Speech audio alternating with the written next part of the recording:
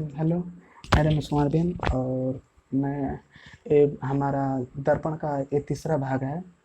और दर्पण का हम दोनों भाग पढ़ते थे, अवतल और उत्तल दोनों हम दर्पण पढ़ चुके थे। उसका एक पॉइंट बाकी है, दर्पण का आवर्धन क्षमता।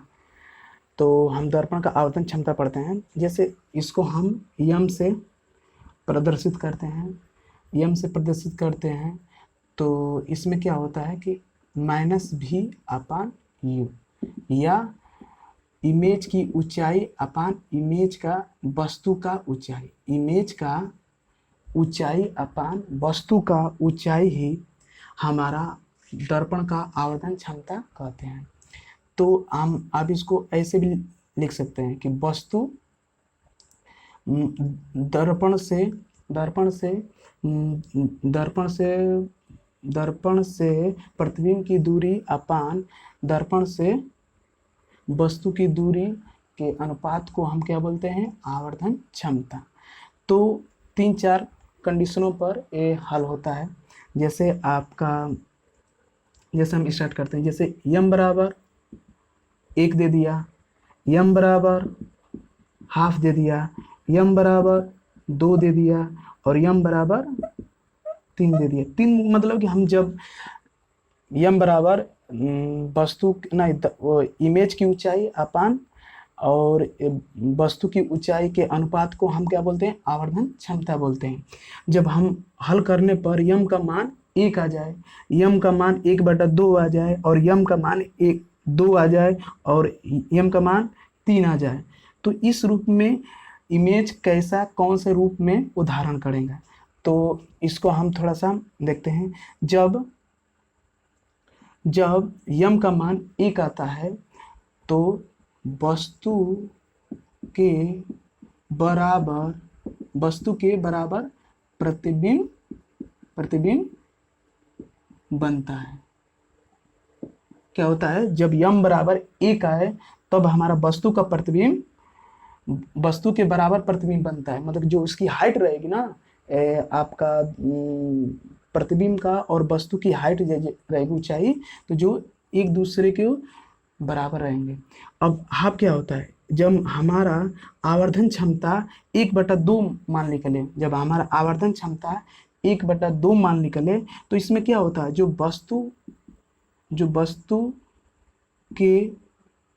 वस्तु के ऊंचाई का आधा प्रतिबिंब क्या होगा, प्रतिबिंब बनेगा। क्या होगा, जब हमारी यम बराबर 1/2 मतलब कि हाफ माना है तब हमारा वस्तु की ऊंचाई का आधा प्रतिबिंब बनता है। तो अब अगला हम पॉइंट देख लेते हैं। जब यम बराबर 2 हो तो इससे क्या होगा, तो जो प्रतिबिंब बनेगा जो वस्तु की ऊंचाई का दुगुना बढ़ेगा, वस्तु की ऊंचाई का दुगुना प्रतिबिंब बनेगा।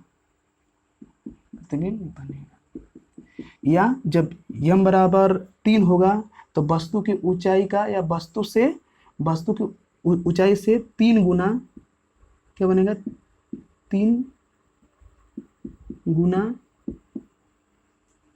प्रतिबिंब बड़ा बनेगा, 3 गुना बड़ा प्रतिबिंब बनेगा। तो हम आवर्धन क्षमता मतलब क्या होता है, जब प्रतिबिंब की ऊंचाई अपान वस्तु का ऊंचाई के अनुपात को हम क्या बोलते हैं, आवर्धन क्षमता बोलते हैं। जब आवर्धन क्षमता बराबर 1 आए, आवर्धन क्षमता का मान 1 आए तो वस्तु के बराबर ही प्रतिबिंब का ऊंचाई रहेगा। जब अब आवर्धन मतलब यम बराबर हाफ आए तो वस्तु की ऊंचाई का आधा प्रतिबिंब का ऊंचाई रहेगा। या यम बराबर 2 आए तो वस्तु के जो ऊंचाई है ना, उसका प्रतिबिंब का ऊंचाई उसके वस्तु की ऊंचाई का 2 गुना बनेगा, प्रतिबिंब आपका बड़ा बनेगा। वस्तु के जो वस्तु का जो हाइट रहेगा उससे बड़ा रूप में 2 गुना के रूप में वो उसका प्रतिबिंब दिखेगा। तो यम बराबर जब 3 रहे तो जो वस्तु का जो ऊंचाई रहे उससे 3 गुना बड़ा उसका प्रतिबिंब बनेगा। यही हमारा है दर्पण का आवर्धन क्षमता। इसको हम ढंग से बता दिए। चलिए अगला पॉइंट पढ़ते हैं। अब हमारा अगला टॉपिक है लेंस। लेंस को हम दो भागों में बांटते हैं, और एक अवतल लेंस, एक है उत्तल लेंस। अवतल लेंस का क्या बनता है, जब दो अर्ध गोलीय पृष्ठ को लेके, जब दो अर्ध गोलीय पृष्ठ को लेके हम ऐसे और ऐसे इसको बेंड करके जब इसको काटते हैं ना, तो ये हमारा क्या बनता है, अवतल लेंस। इसी तरह जब दो हिस्से से इसे मिक्स करके अब यहाँ से हम काट दें, तो क्या बन जाएगा, ये आपका उत्तल लेंस बनेगा, ये बनेगा आपका अवतल लेंस। तो अब ये क्या करता है, उत्तल लेंस क्या करता है, अपसारी की तरह काम करता है। नहीं, अवतल लेंस कैसे काम करता है, अपसारी की तरह, अपसारी की तरह काम करता है। उत्तल लेंस अभिसारी के तरह काम करता है। अपसारी का मतलब अप माने सारी, मतलब कि सारे किरणों को ये फैलाने का काम करता है। क्या करता है, अवतल लेंस सारे किरणों को फैलाने का काम करता है। और अभिसारी का मतलब सारी किरणों को एक पॉइंट या एक बिंदु पर एकत्रित करने का या इकट्ठा करने का काम करता है। कौन क्या काम करता है, आपका उत्तल लेंस। अवतल लेंस क्या करता है, सारी किरणों को फैलाने का काम करता है। तो इसको इसलिए इसको अपसारी की तरह काम करता है, ये अभिसारी की तरह काम करता है। तो हम चलिए अब इसके बारे में हम डिटेल से पढ़ते हैं। एक लेंस लेंगे, उसको डिटेल से समझाएंगे। चलिए तो हम उत्तल लेंस पढ़ना अब स्टार्ट कर रहे हैं। तो उत्तल लेंस ऐसे आपका बनता है, मैं बना के दिखाया। अब ये क्या होता है, वो क्या होता है, प्रकाशीय केंद्र से बोलते हैं या प्रकाशीय बिंदु बोलते हैं। या P1 या P2 ये क्या करते हैं, आपके ध्रुव होते हैं, या इसको पोल बोलते हैं इंग्लिश में। तो F1 फर्स्ट फोकस, 2F1 दूसरा फोकस, मतलब कि उत्तल दर्पण या उत्तल लेंस के इधर साइड में, तो F1 2F1 और अनंत 3 आपकी कंडीशन है। और हमारे दर्पण में क्या थे, यही था हमारा F था, और यही वक्रता केंद्र था, यही अनंत था। बस यहाँ पर क्या है लेंस में कि यहाँ F1 है या 2F1 है और ये अनंत है। तो मतलब कि दर्पण में जिस बिंदु को हम F से डिनोट कर रहे थे, उसी बिंदु को हम F1 से डिनोट यहाँ पर कर रहे हैं।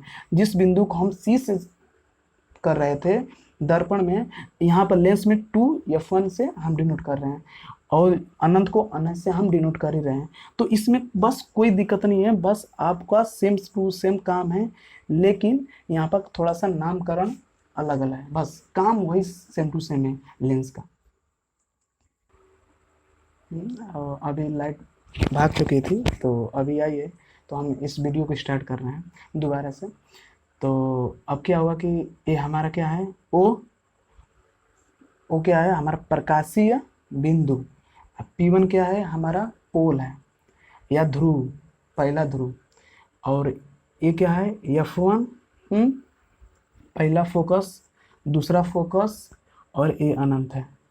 और ये आपके प्रतिबिंब बने हुए हैं, ये हमारे वस्तु हैं। ये क्या है, सारे सब वस्तुएं रखी गई हैं,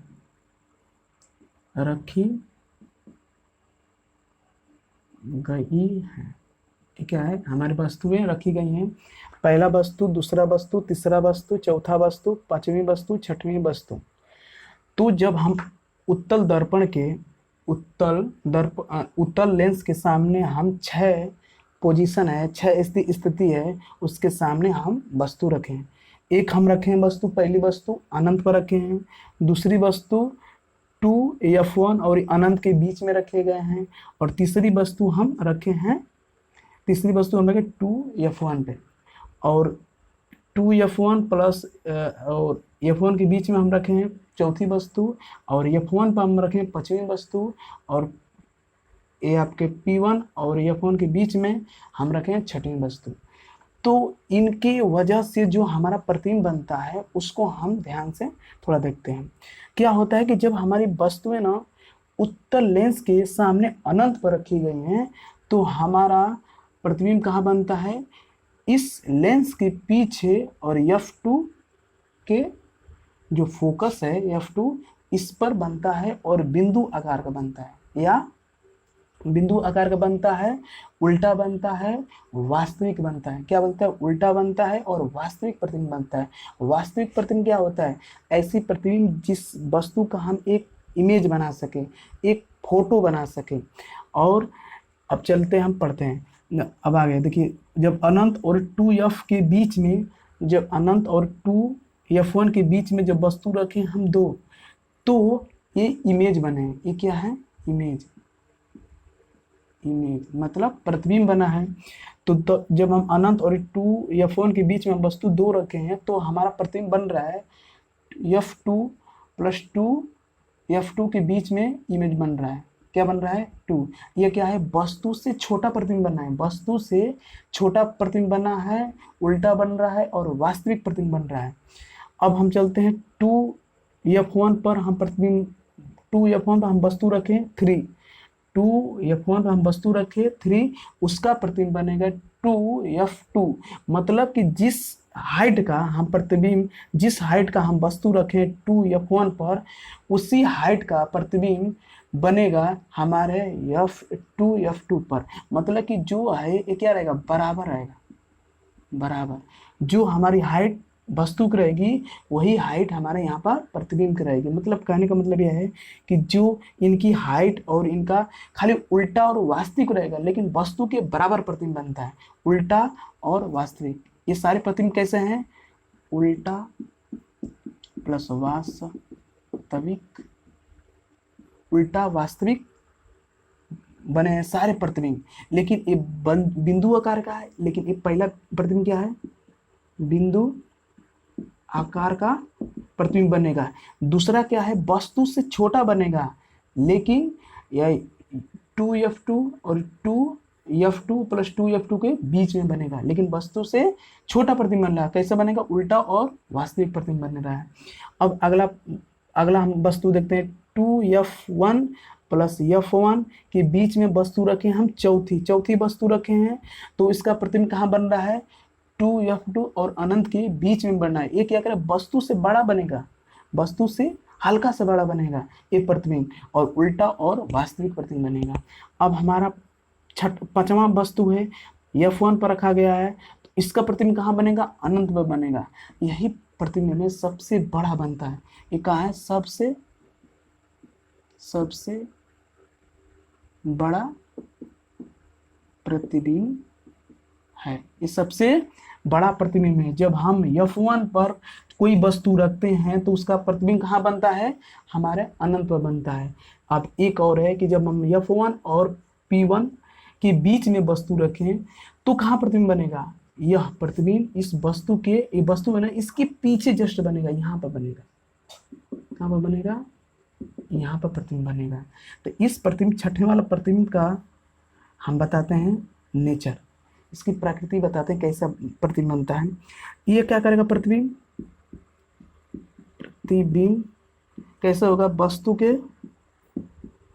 के पीछे क्या बनेगा? और कैसा रहेगा? ये सीधा रहेगा। कैसा रहेगा? सीधा और आभासी। सीधा और आभासी रहेगा। और क्या रहेगा? आकार में वस्तु से बड़ा बनेगा। कैसा बनेगा? वस्तु से बड़ा बनेगा, लेकिन सबसे बड़ा प्रतिबिंब नहीं बनेगा। जब हम f1 और p1 के बीच में जो वस्तु हम 6 रखे हैं, उसका इमेज बना है, कहाँ बना है? वस्तु के पीछे बना है।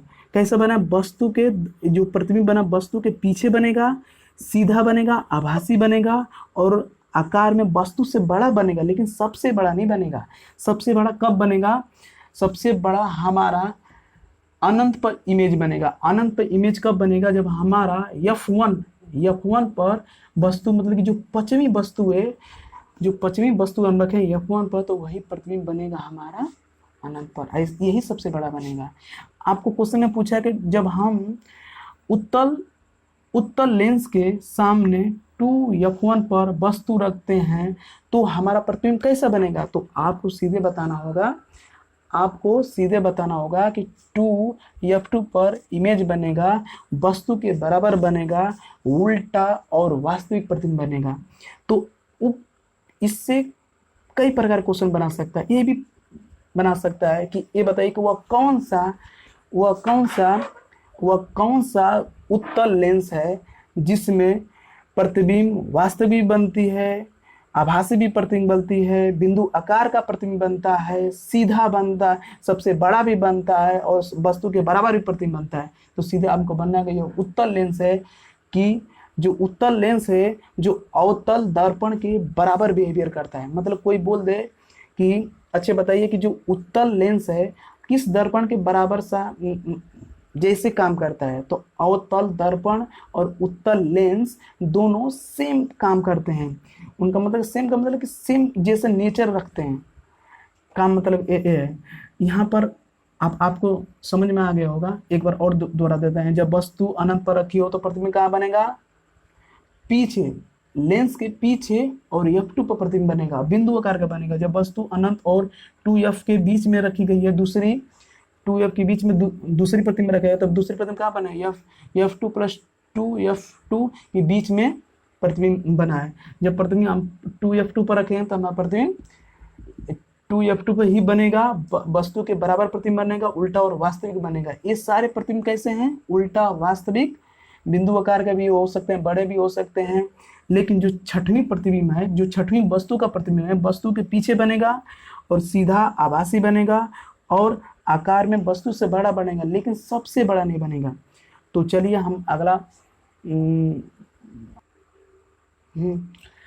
अवतल लेंस। अब अगला हम टॉपिक है हमारा अवतल लेंस या अपसारी। अपसारी का मतलब अप माने फैलाना, सारी माने सारी, मतलब कि सारी किरणों को, ऐसा लेंस जो सारी किरणों को फैलाने का काम करे, उसको क्या बोलते हैं?